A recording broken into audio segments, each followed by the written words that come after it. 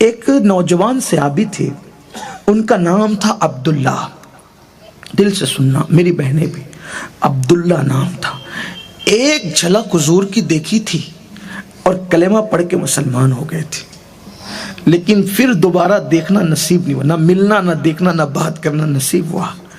وہ بچپنے میں یتیم ہو گئے تھے اور مدینہ منورہ کے باہر رہتے تھے، دور. ان کے چچا نے ان کو پالا تھا اور ان کی ماں نے ان کے بچپنے میں یتیم ہونے کی وجہ سے جوانی میں بھی دوسرا نکاح نہیں کیا تھا کہ میرے بیٹے کا کیا ہوگا. تو ماں نے اور چچا نے مل کے پالا تھا. جب یہ مسلمان ہو گئے، ان کے چچا کو پتہ چلا کہ میرا بھتیجا مسلمان ہو گیا. چچا نے بہت مارا اور کہا محمد کو چھوڑ دے. کہا چچا سب چھوڑ سکتا، ان کو نہیں چھوڑ سکتا. تو چچا مارتے مارتے تھک جاتا تھا، کہتا تھا رک تھوڑا آرام لوں گا پھر ماروں گا. پھر مارتا تھا، پھر آرام لیتا تھا، پھر مارتا تھا. لیکن بالآخر مارتے مارتے وہ تھک جاتا تھا. کئی دن بیتے، بہت مار کھایا، بہت پٹائی ہوئی، لیکن حضور کو نہیں چھوڑا، دین نہیں چھوڑا دین. آج کل تو تھوڑی تھوڑی بات پر لوگ مسلک بدلتے ہیں، مذہب بدلتے ہیں. آج کل کے لڑکے تو لڑکی سے نکاح کرنے کی وجہ سے بھی مذہب بدل رہے ہیں. ہائے ہائے ہائے، کیا دن دکھایا لوگوں نے. لیکن یاد رکھنا نقصان ہے نقصان. اگر جان دے کر بھی حضور کا عشق ملے تو سستا ہے، بہت سستا. یہ بہت سستی مے ہے. اگر جان دے کر بھی ملے تو سب کو نہیں ملتی نا، یہ سب کا مقدر بھی نہیں. بہت مار کھائی، نہیں چھوڑا آقا کو. بالآخر چچا ہار گیا، بھتیجا جیت گیا. اب وہ نہیں مارتا. ان کی حالت یہ تھی، روزانہ ماں کو آگے کہتے امی مجھے میرے محبوب کی بہت یاد آ رہی ہے، امی میں جاؤں مدینے جاؤں ان کو دیکھنے جاؤں. ماں کہتی بیٹا تجھے پتا ہے نا تیرے چچا نے تجھے پالا پوسا بڑا کیا، اب وہ ناراض ہوگا. ابھی تو اس نے تجھے مارنا چھوڑا ہے بیٹا، تو جائے گا تو وہ بہت ناراض ہوگا. پہلی بات تو جانے ہی نہیں دے گا، کہیں بیٹا تجھے قتل نہ کر دے، میں برداشت نہیں کر سکوں گی تیری جدائی کا صدمہ. پھر دوسرے دن آئے وہی، تیسرے دن آئے وہی، بار کا یہ معاملہ. ایک دن آئے صبح تو ماں سے کہا ماں مجھے جانے دے، میں نہیں رہ سکتا ان کے بغیر. کہا بیٹا ٹھیک ہے جا، لیکن اپنے چچا سے پہلے اجازت لے لے، اگر وہ اجازت دے تو میری بھی اجازت ہے. وہ آئے، عبداللہ چچا سے پاس کھڑے ہوئے. چچا آپ نے مجھے بہت پیار دیا، محبت دی، چچا ایک احسان کریں گے؟ بولو عبداللہ. چچا مجھے میرے محبوب کی بہت یاد آتی، میرے آقا کی، کیا میں ان کی زیارت کے لیے جا سکتا ہوں؟ چچا کے دل میں تو حضور کے خلاف نفرت کی آگ بھڑک رہی تھی. اس کی آنکھ سے گویا کہ انگارے لہو ٹپک پڑا. اس نے کہا اس سے ملنے جائے گا؟ معاذ اللہ. ہاں چچا ایک جھلک دیکھ کر واپس آؤں گا. ٹھیک ہے جا، مگر سن ایک بار ان کو دیکھنے کے لیے گھر سے نکلے گا نا، دوبارہ گھر میں لوں گا نہیں، اپنے گھر میں آنے نہیں دوں گا تجھے. نوجوان بچے جن کی شادی نہ ہوئی ہو ان کے لیے سب سے بڑی دھمکی یہی ہے کہ گھر سے نکل جا. جس کی شادی نہ ہوئی وہ گھر سے نکلے گا تو اس کا تو پورا مستقبل ہی تباہ ہے نا. ایسا ہی ہوتا ہے نا. شادی کے بعد اگر بولے تو خوشی ہوتی ہے کہ چلو ٹھیک ہے کہ جا کر کے رہ لیں گے. لوگوں کی طبیعت یہ ہوتی ہے کہ چلو اچھا ہو گیا، بغیر دوا کی بیماری جاری. لوگ یہ سمجھتے ہیں کہ چلو گھر سے نکالے ایک نیا گھر بسائیں گے کیونکہ ہے کوئی ساتھ میں. لیکن اگر انسان اکیلا ہو اور اس کو کہا جائے کہ گھر سے باہر نکل، گھر میں نہیں لیں گے. قربان یہ میرے نبی کے صحابہ ہیں. جب میرے نبی کے صحابہ کو کوئی برا کہتا ہے نا تو مجھے یہ باتیں یاد آتی ہیں تو میرا دل دکھتا ہے کہ لوگ نبی کے لیے فجر نہیں پڑھ سکتے نبی کی محبت میں. انہوں نے قربانیاں دی، ان پہ بات کرتے ہیں کہ تاریخ میں یہ آیا اور پھر فلاں مورخ نے یہ لکھا ہے. اور تو تاریخ کو دیکھ رہا ہے، ان کی قربانی دیکھ. تو نبی کے لیے کانٹا بھی برداشت نہیں کر سکتا، ان کی قربانیاں کیا ذرا سن. اللہ کے رسول علیہ السلام کے وہ نوجوان صحابی جن کی شادی بھی نہیں ہوئی، نو عمر تھے، ابھی جوانی کی شروعات تھی. चचा कह रहा था कि अगर तू उनको देखने जाएगा तो दोबारा मेरे घर की छत में मैं तुझे नहीं लूंगा, घर के नीचे नहीं लूंगा, घर के अंदर नहीं लूंगा। उसको ऐसा लगा कि ये डर के कहेगा कि ठीक है नहीं जाता, लेकिन कोई तवक्कुफ के बगैर अब्दुल्ला ने कहा चचा मुझे मंजूर है, मैं आपके घर में दोबारा वापस नहीं आऊँगा। अगर उनको एक मर्तबा देखने के बाद मेरी सज़ा ये है कि मैं आपके घर में नहीं आऊँगा तो कभी नहीं आऊँगा, लेकिन मुझे इज्जत से जाने दें उनसे मिलने के लिए। चचा तो ढेर हो गया, फौरन उससे बड़ी दूसरी बात कर दी ताकि वो ना कह दें तुझे पता है ना तेरी जेब में और घर में तूने जितने पैसे जमा किए हैं वो सब मेरी वजह से मेरी दौलत है, ये सब पैसे तुझे छोड़ के जाना पड़ेंगे। अब्दुल्ला कहते चचा ये भी मंजूर है, सब पैसे छोड़ कर जाऊंगा। तीसरी बात चचा ने और मुश्किल कर दी कि अब भी ये नहीं कह देगा भतीजे पता है ना तेरा बाप तेरे बचपन में मर गया था, मैंने परवरिश की, मैंने कमाया, कपड़े घर पैसे सब मैंने तुझे दिए, अगर उनसे मिलने जाने का शौक है तो ये जो कपड़े तूने पहन रखे ना इनको भी उतारना पड़ेगा, एक कपड़े तुझे उतारना पड़ेंगे। अगर साहिब इस्तिआब इस वाक़े को न लिखते ये बात इसके अंदर तो मैं ये कभी बोलने की हिम्मत नहीं करता।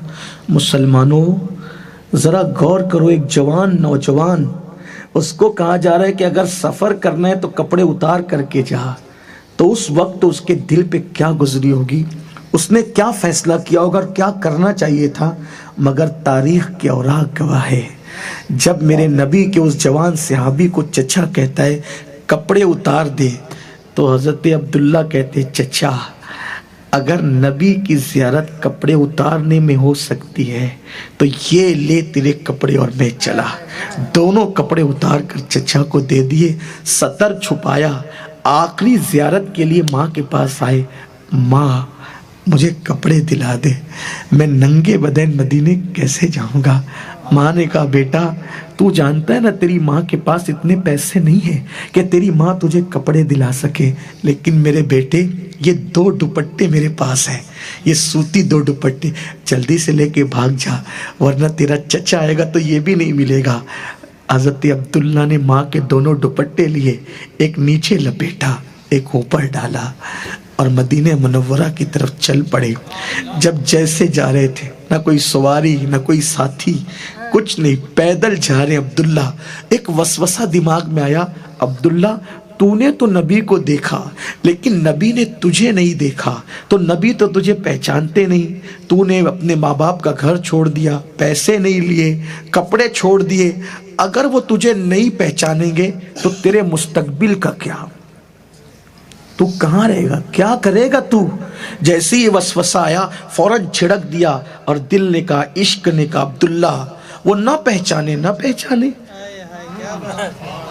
वो ना पहचाने, अरे सबकी साकी पे नजर हो ये जरूरी है, मगर सबकी साकी पे नजर हो ये जरूरी है, मगर सब पे साकी की नजर हो ये जरूरी तो नहीं। हमारा काम था इश्क करना, कर दिया, उन पे छोड़ दिया। और बात यही है, इश्क का मतलब यही होता है, इश्क करो, कोई सिला ना मांगो। जो सिला मांगता है वो इश्क नहीं करता, वो तिजारत करता है। कौन कहता है इश्क का सिला चाहिए? इश्क का कोई सिला नहीं मांगा जाता। अरे इश्क का सिला तो ये होता है कि महबूब एक मर्तबा कह दे कि ये हमारा है, बल्कि आशिक तो ये कहता है आने दो या डुबो दो, अब तो तुम्हारी जानिब कश्ती तुम्हीं पे छोड़ी, लंगर उठा दिए हैं। अब्दुल्ला ने सोचा वो नहीं पहचाने तो नहीं पहचाने, हम जी लेंगे, जैसे चाहे जी लेंगे, इन्हीं दुपट्टों को लपेट कर जी लेंगे, लेकिन एक झलक महबूब की दिख तो जाएगी। इसी उधेड़ बुन में, इसी ख्यालात की दुनिया में अब्दुल्ला मदीने मुनव्वरा पहुंचे तो रात आधी गुजर चुकी थी। किस्मत देखो, इम्तिहान देखो, आजमाइश। सबके दरवाजे बंद, किसके घर जाऊं, कोई पहचानता ही नहीं, मैं किसी को नहीं पहचानता। सोचा कि इनकी एक मस्जिद है, मुसलमानों की एक मस्जिद है यहाँ मस्जिद नबवी, उसके दरवाजे खुले रहते हैं रात दिन, चलो वहीं चल के बैठते हैं, सुबह जो होगी देखा जाएगा। हाय, अब यहाँ तक अब्दुल्ला की قربانی اور عشق کی داستان. جب عشق میں آدمی قربانی دے تو پھر یار کیسے کرم کرتا، آگے سن لیں. کرم قربانی کے بعد شروع ہوتا ہے، قربانی سے پہلے نہیں. قربانی یہاں تک دی، گھر چھوڑا، کپڑے دیے، مال دیا، پیدل چلے آئے. اب آدھی رات کے بعد پہنچے تو مسجد میں داخل ہوئے تو دیکھا کہ وہاں کوئی موجود ہے. جیسے ہی اندر قدم رکھتے ہیں سلام کیا تو وہ بندہ کہتے ہیں عبداللہ.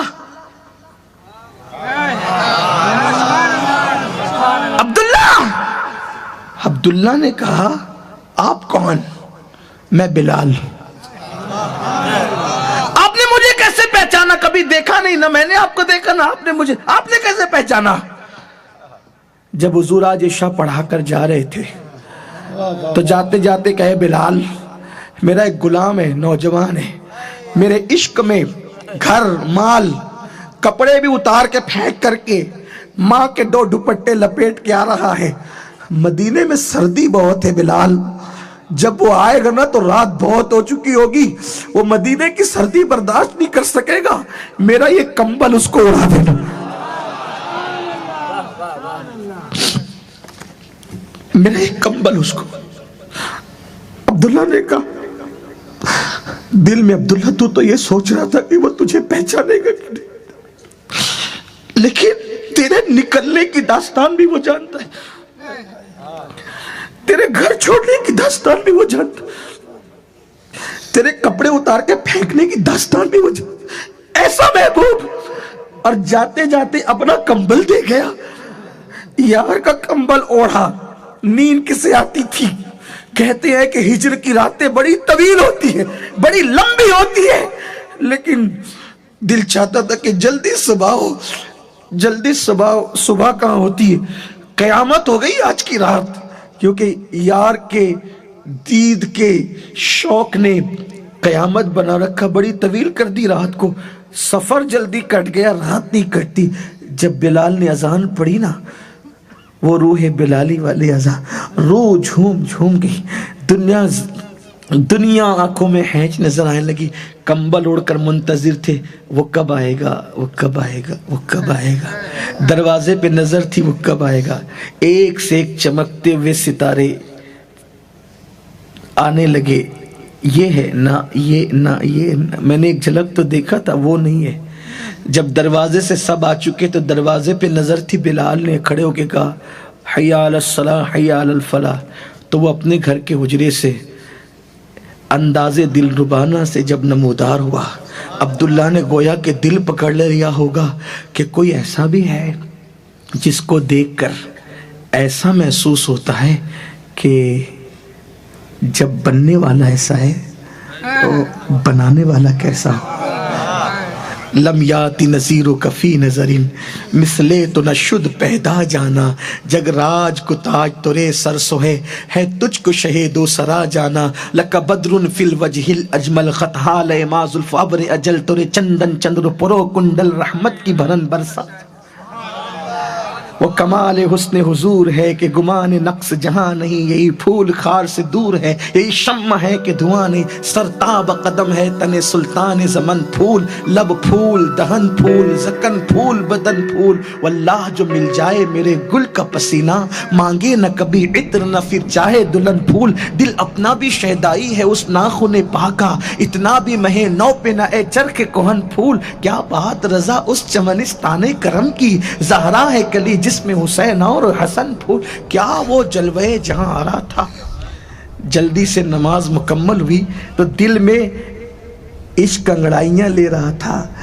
اب کیا ہوگا، میرے کمبل مجھے دیا نوازا سب کو، اب کیا ہوگا. حضور کی عادت تھی نماز فجر پڑھا کر لوگوں کی طرف رک کر کے بیٹھ جاتے تھے. جیسے ہی بیٹھے سب پر نظر ڈالی، یہ ٹھنڈی میں کمبل اوڑھ کر بیٹھے تھے، چہرے کی ٹکیاں دکھ رہی تھی.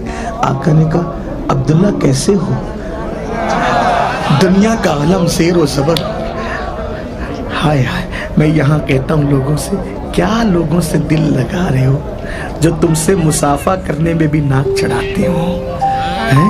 ان ہیرو سے تم دل لگا رہے ہو جو تم سے کبھی مسافہ بھی نہ کریں. ان کے گھر جاؤ تو فوٹو کھچانے کی بات کرو تو ان کا گیٹ کیپر تمہیں گالی دے کر بھگا دے، اس سے عشق کر رہے ہو؟ جو اپنا ہاتھ تمہارے ہاتھ میں ان ہیرو سے کرکٹروں سے عشق کر رہے ہو، ان کے لیے لاکھوں روپے خرچ کر کے تالیاں پیٹتے ہو، کبھی تمہارا نام بھی نہیں جانتے۔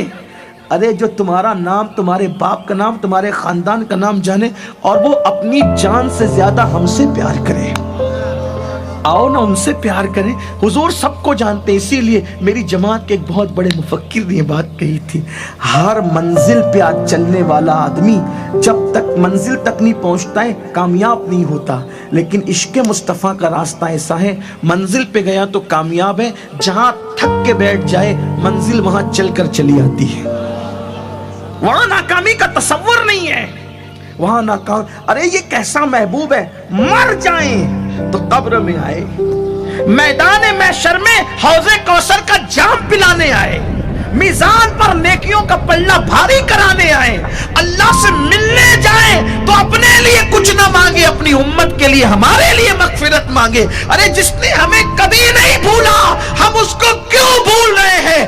آؤ اپنے آقا سے تجدید وفا کریں، وفا کا عہد کریں اور ان کے قریب آئیں، ان سے رشتہ مضبوط کریں، ان سے معافی مانگے۔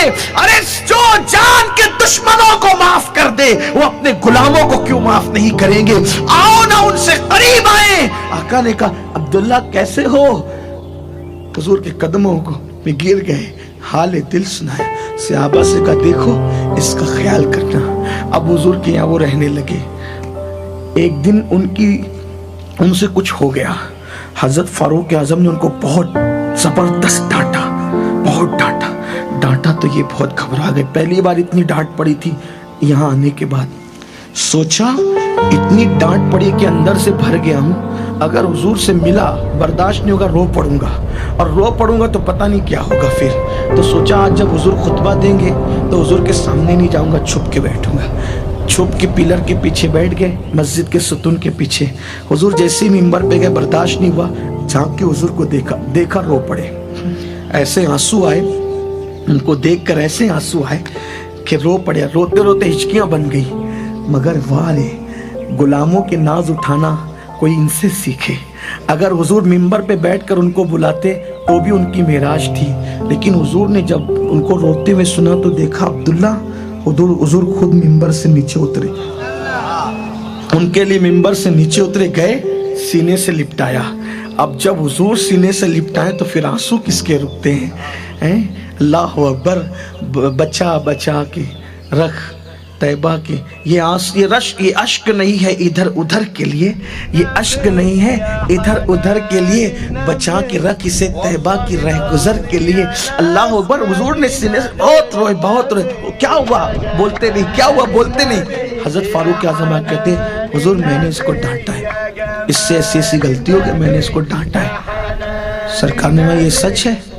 اب ان میں ہمت تو نہیں تھی فاروق اعظم کی کوئی شکایت کرنے کی، لیکن سر ہلا کے کہا سچ ہے حضور، مجھ سے غلطی ہوئی تھی، انہوں نے مجھے بہت ڈانٹا، اب مجھ سے برداشت نہیں ہوا، میں نے رو کے سب نکال دیا۔ سرکار نے کیا کہا پتہ ہے؟ عمر،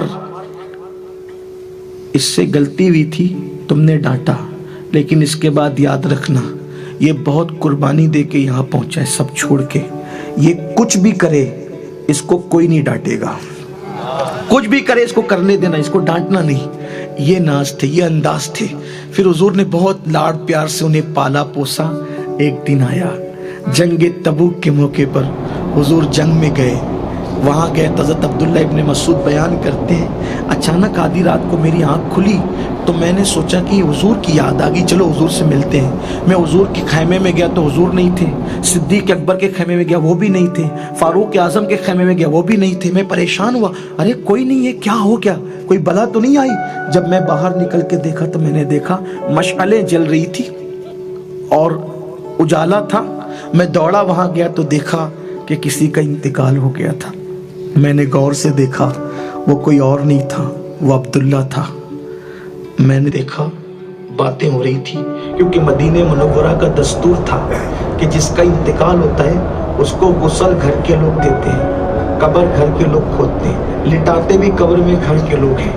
میں نے سوچا کہ اس کا انتقال ہوا، یہ نوجوان یہ چند دن پہلے تو آئے تھے، اب انتقال ہو گیا۔ تو میں نے دیکھا کہ اللہ کے رسول کہہ رہے تھے ابو بکر اور عمر تم دونوں اس کو غسل دینا، کفن پہنانا اور قبر کے انتظامات تم دونوں نے کرنا۔ عبداللہ ابن مسعود کہتے ہیں میں حیران تھا، کیا اس کا مقدر ہے؟ ابو بکر و عمر اس کو غسل دیں گے؟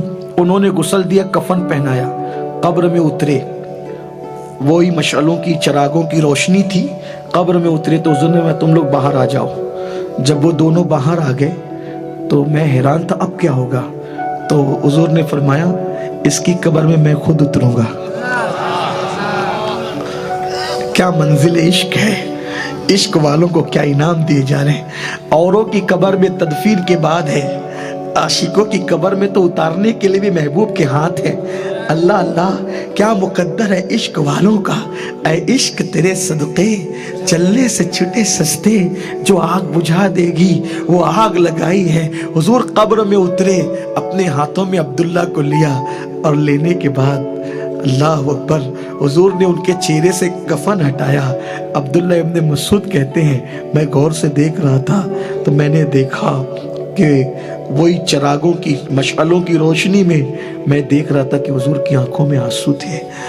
لوگ کہتے ہیں موت اس کی جس کا زمانہ کرے افسوس، میں کہتا ہوں موت اس کی کیا ہوگی جس پر محبوب خدا آنسو بہا رہا ہو، روح کائنات آنسو بہا رہے ہو، جان کائنات رو رہے ہو۔ عبداللہ ابن مسعود کہتے ہیں حضور کی آنکھوں سے آنسو نکلتے تھے، داڑھی پر نچھاور ہوتے تھے اور عبداللہ کے چہرے پہ اور کفن پہ پڑتے تھے۔